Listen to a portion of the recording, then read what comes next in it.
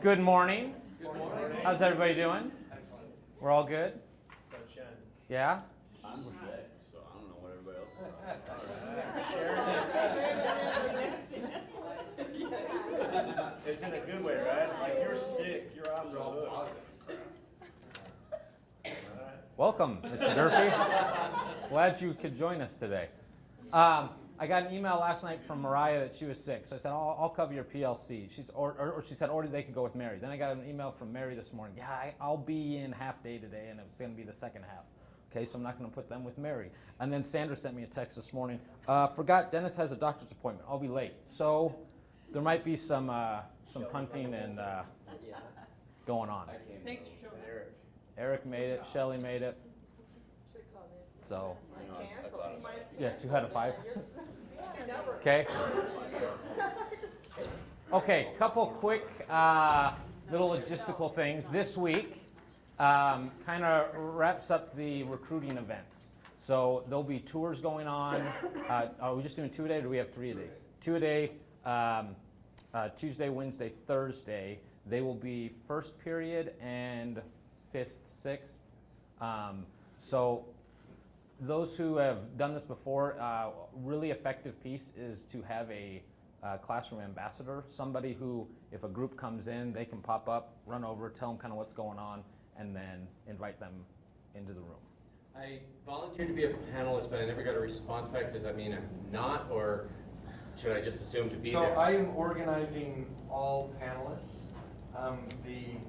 And the rooms that we're going into, haven't got a lot of response from individuals. So if you want me to come have them into your room, let me know. And I am organizing all of those. Okay. Yep. Okay, and then Thursday night is the project showcase piece. Lots of work going into that, lots of kids getting involved in that, and Shelley's done a good job of pulling all that together, getting that all organized and whatnot. Thank you to you guys.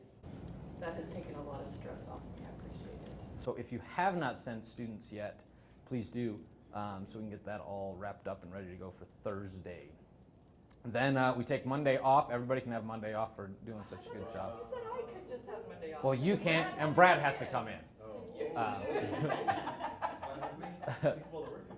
Then applications will go out. We'll start collecting applications Tuesday through Friday next week. We'll see where we are. Honestly, my hope is 150 to 160. That is like where I would love to be. As far as tickets going out so far, we are right where we were last year. Just about 100 tickets at the parent meeting. We'll see how the tours go this week. We've got right about 100 signed up, and so we're looking pretty close to where we were last year ticket-wise. So hopefully that translates into about 100, anywhere from about 140 to 160, and I'm a pretty happy camper as far as recruiting goes. So that is kind of the what's up and what's going to be happening. Next week, I will be here Tuesday, and then I'm leaving for New Tech Leadership Summit, so I'll be gone the second half of the week. If there are any like major echo questions, wants, needs, that's a good time for me to kind of grab a couple people's ears and say, hey, this needs to happen. We've got a few things that I know I've sent tickets in already about, things showing points and percentages and whatnot, doing some things that we don't want. So I'm helping them realize what we do and don't need and see if they can accommodate as such. So that's kind of the next 2 weeks. Anyone else got something that I missed? No? All right, good. Next piece. So starting the first day of this year, an incident happened that made me start to wonder. It was January 1st. Then I saw this come up again and again and again and again over the last about 6 weeks. And so I thought, this is something we need to address. And so what it was New Year's Eve, our neighbors got home from being gone for Christmas, and their furnace didn't work. And so, I mean, we're talking neighbor, right next door. Their kid spends probably as much time in our house as he does his own. So, I mean, not like we don't know who each other are. They didn't call for help. They didn't ask. They didn't do anything. They just tried to figure it out on their own. And here they are back from a trip to Washington with no heat in their house. So then the next morning, we get up and Julie goes, "Hey, did you see that our neighbor's furnace is out?" And I said, "Where would I have seen that?" She said, "Oh, it's on Facebook." Okay.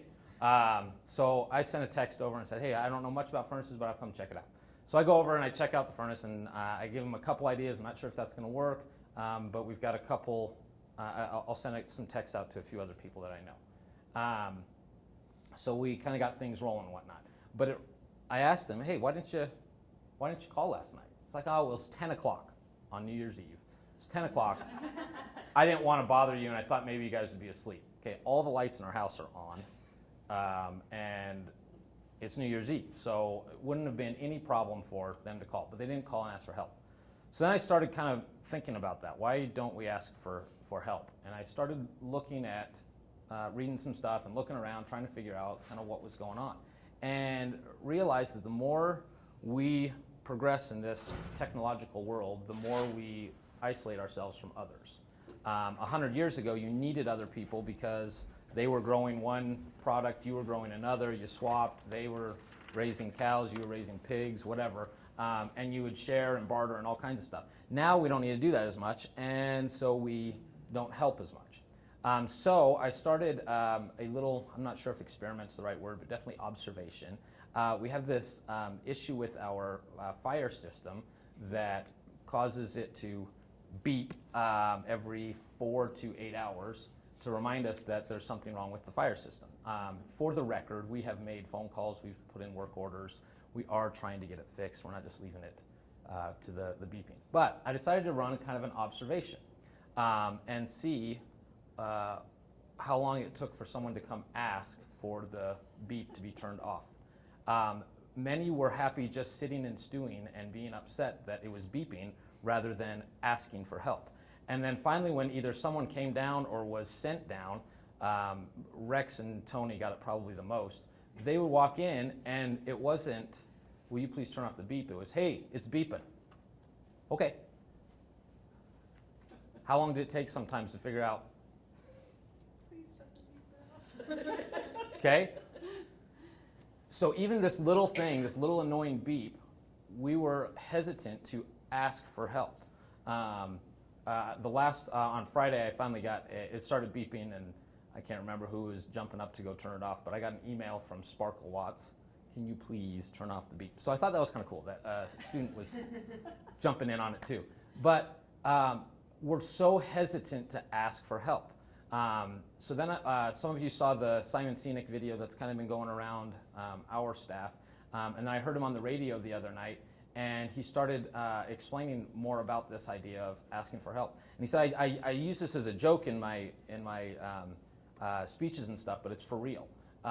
He said, those who are so used to using their phones and whatnot, if they were in a city and got directions on their phone from point A to point B, and their phone dies in the process, they will spend more time looking for a way to charge their phone rather than just ask somebody for directions.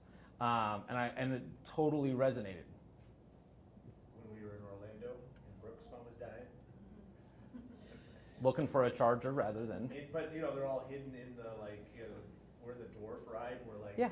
Sorry, I gotta charge my phone. And everybody's like, oh, okay. As we're moving down the line. But we're less likely to ask for help than because we're becoming more and more independent, which then translates to our students. How often have we said how much we would love for our students to ask for a workshop?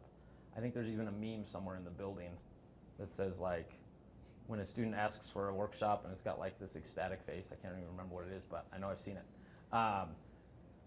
We make jokes about it because we know that they don't ask for help.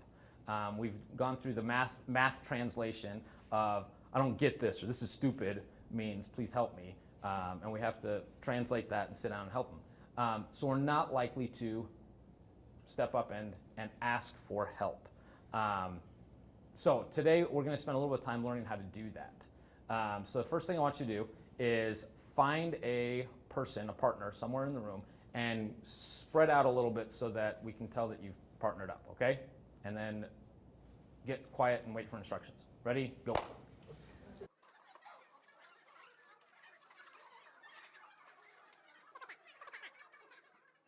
Okay, you ready?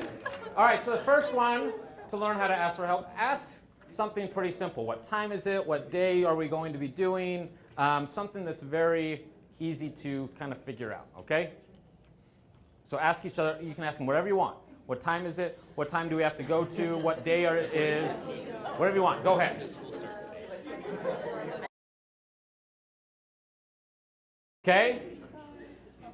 Easy enough? All right, stand up and find a new partner. Hi, Tony.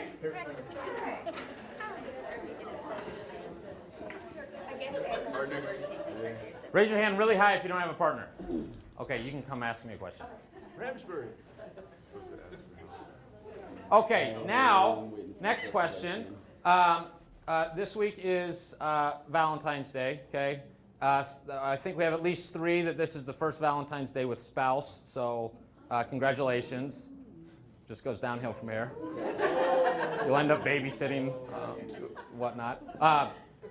Ask for a recommendation of a place to go to eat, a place not to go, somewhere, whatever the desire is for that day. Ask for a recommendation from the person that you're with as maybe a place to go eat, a place to absolutely avoid because you don't want to see any of that crap, a place to take your kids, drop them off, whatever it is that is your desire for tomorrow night, ask for a recommendation from the person that you are now paired up with. Okay, go. Okay, I got to interrupt. All right, I'm gonna have you switch one more time. Okay, so find one more partner. Okay, swap. So first, a little bit about the protocol process that we just did. Partner up first time tends to be proximity or someone you're pretty comfortable with. Okay, second one tends to be someone that maybe you're more comfortable with, like out and about. So, oh yeah, we sit by each other in the bullpen or something along those lines. Third tends to be someone that you're less likely to just pair up with automatically. Sorry, you guys. Less likely. Right there with you. I'm really nervous right now, everybody. Okay. Okay. But it's not a perfect science. But how many of you first paired up with someone sitting right next to you? Okay. Okay. Get the idea though? Okay. So third question. I'm going to give you 30 seconds first to ponder a little bit before you get going. What's something that you could really use help in your classroom or your teaching practices? What's something that you really feel like, oh man, I wish somebody would just come in and show me or tell me or help me with this, okay? Okay, and you're gonna have 30 seconds to think on that one. Now the hard part is you're not just sharing what that is, you have to actually ask for help. And that person can either offer help or say, you know what, I think I know so-and-so's really good at, or let's sit down later today and let's talk more about it and see if we can come up with a solution. Whatever the help might be, but the whole point is before 8:22, you've both asked for help on the thing that you thought about. Okay? Ready? Go.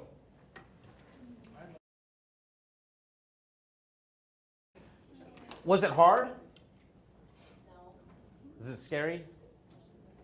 I'm not seeing any tears. I already wiped Kathy's, don't worry.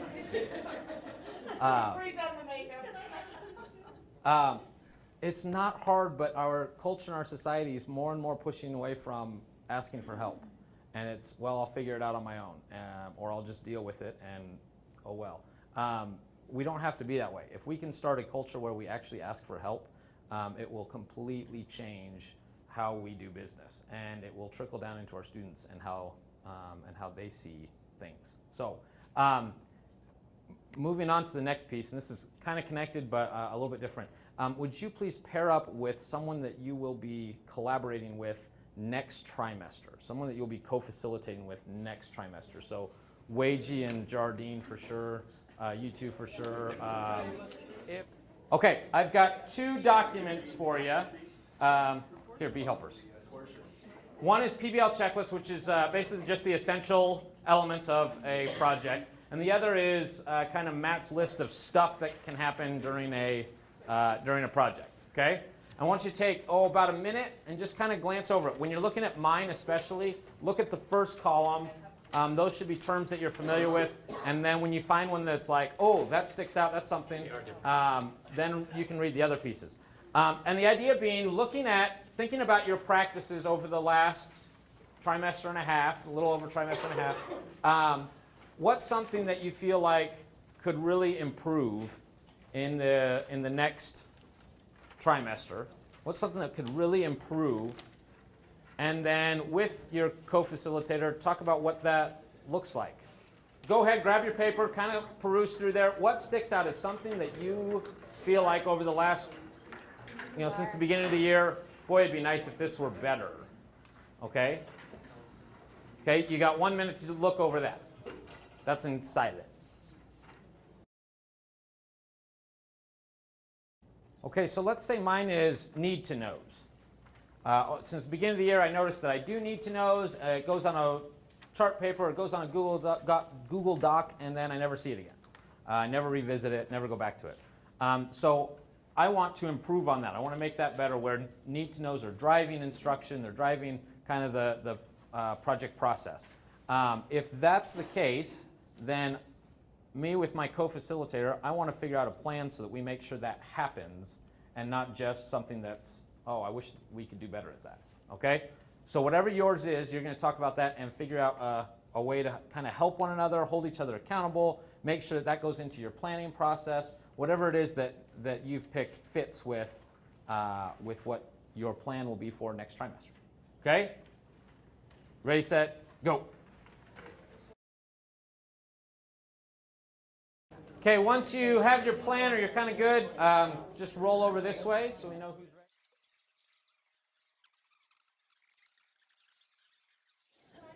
Get up in it. How many of you find when you ask your students to come on up close, then you always have the, right?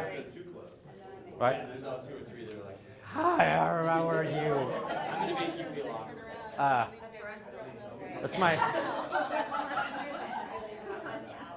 That's our next one. After we figure out how to ask for help, then we'll figure out how to be okay in closer proximity. It's great going.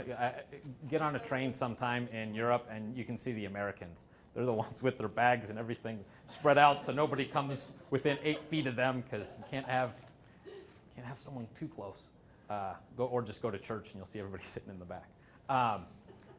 Hopefully, this is giving you at least a little bit of a way to ask for help. Realize that we've all got things that we want to improve on, and so we can share and help. And there's a whole lot more that will happen when 20 to 30 of us are helping one another than it will for each of us to do it on our own. The whole idea with collaboration is that by working together, we have a better product at the end, not just a compromised product, but a better product. And so as we work individually, it's going to take us a lot longer to get to that better product, okay? You've got about 45 minutes for your PLC time with Mariah, Sandra, and Mary not here. I think they put something in your agenda or set it on an email. I will be around to help if that's not the case, okay? I waited for you all to ask to turn off the beep. Hopefully by following up today, I've taught that asking for help will get results. And so do the same thing with them. Start teaching them. Oh, look, you came in. Let me sit down. Let's figure out. How are we going to do this? Or if they're not doing it, like when you came down and said, hey, it's beeping. It's beeping again. Did you want me to do something? Help with that? Okay? Teach them. Okay? If they don't know how to do it, teach them. Okay? PLC, go. Thank you.